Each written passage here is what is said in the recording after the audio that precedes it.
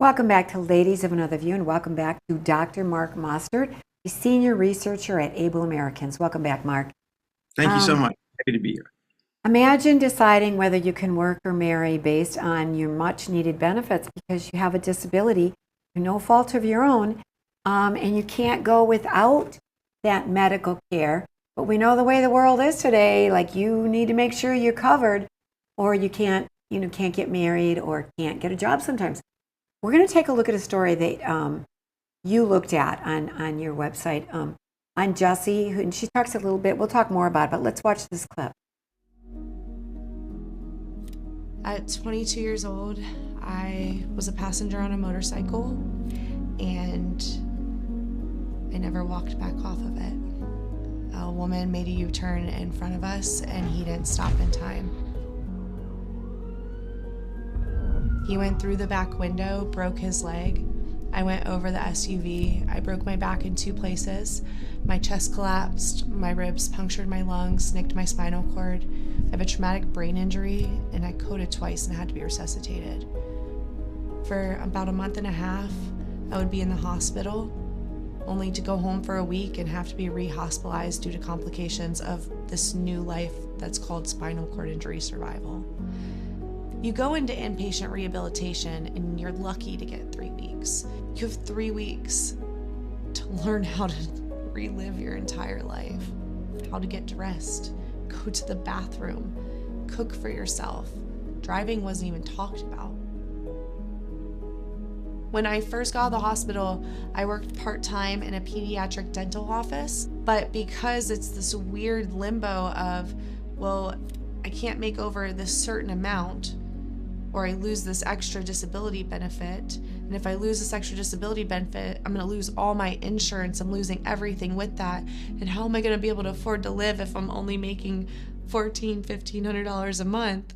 If we want people with disabilities to break the cycle of poverty, to move into the workforce, to be able to enter into marriages, we need to update the asset limits.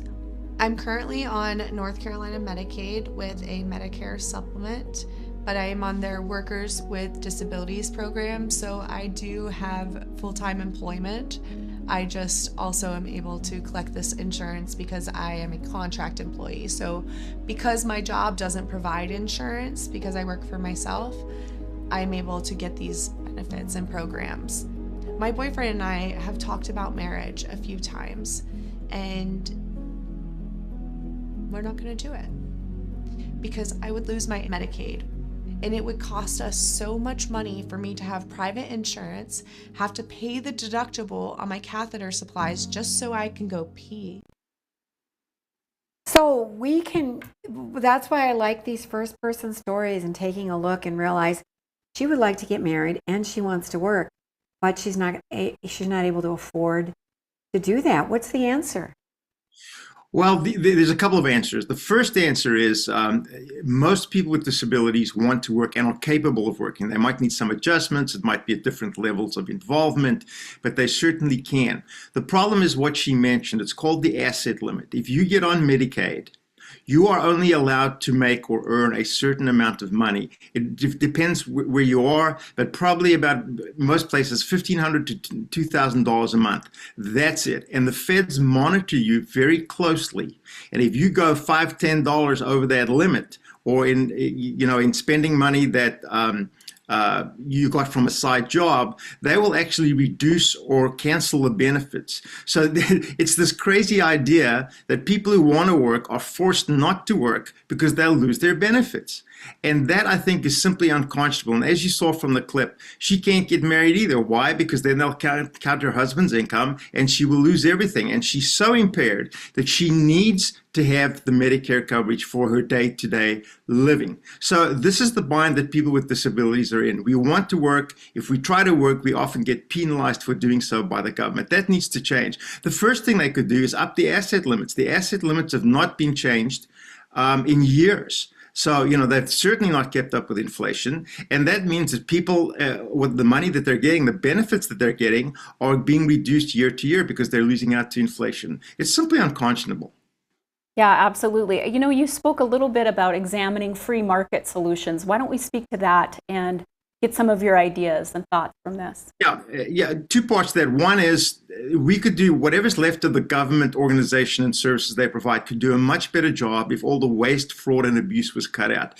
Billions of dollars in Medicaid money a year is to waste, fraud, and abuse, and it's very rarely recovered.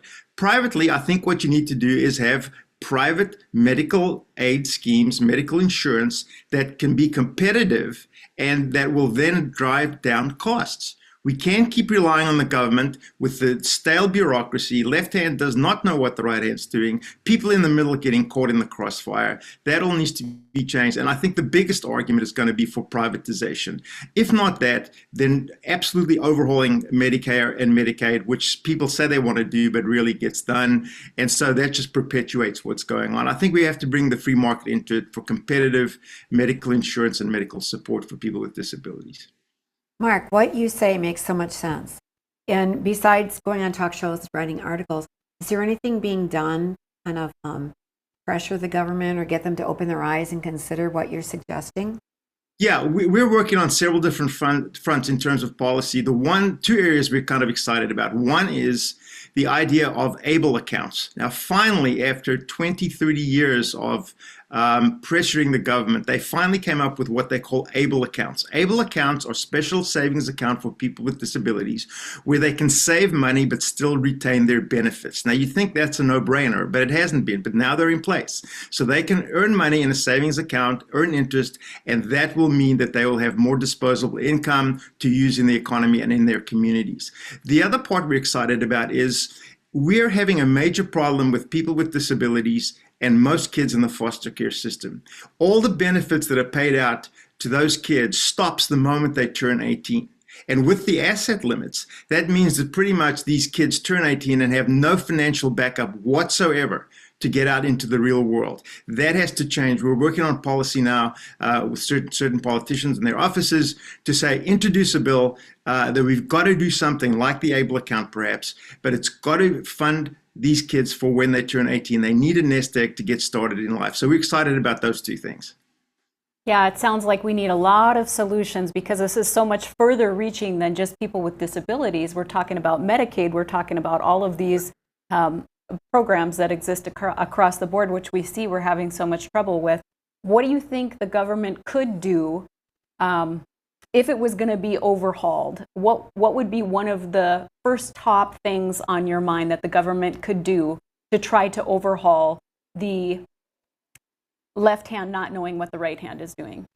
Yeah, well, first of all, there needs to be restructuring, whether it's at the departmental level, at every level. It needs to be restructured so things are coordinated.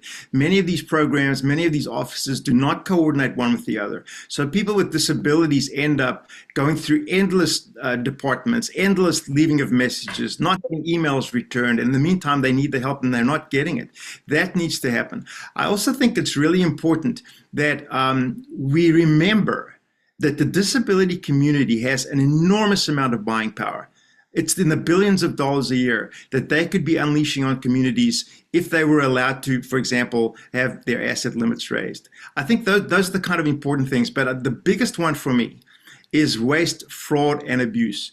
1/4, 25% of Medicaid money is lost, a quarter, to waste, fraud, and abuse. Now, if we just recovered that quarter, we would have much more money to help people with disability. It's rarely recovered. And by the way, when it is recovered, it's usually pennies on the dollar. And that goes into a different fund. It does not go back into Medicare. So those kinds of things are easy fixes. Now, whether there is the political will to fix it, that's another story. We're hoping so. We're pushing as hard as we can. And, I think that's the way to go. We want these services. We want the ridiculous asset limits raised or done away with completely. We want to put people with disabilities back to work for their communities, for their personal lives, and everything else they do. Amen. And we all are sick of hearing about all the waste, abuse, and fraud that goes on in the government, and to realize that people are going without, and especially in the foster care system. I'm glad that you mentioned that, because those kids who have no family to rely on, then they lose insurance, they lose everything. At 18 years old, you're not ready to be on your own completely with no family support, no help at all. So, Mark, we'll have to talk about that next time. Talk about the foster care system. But thank you for joining us. You're welcome.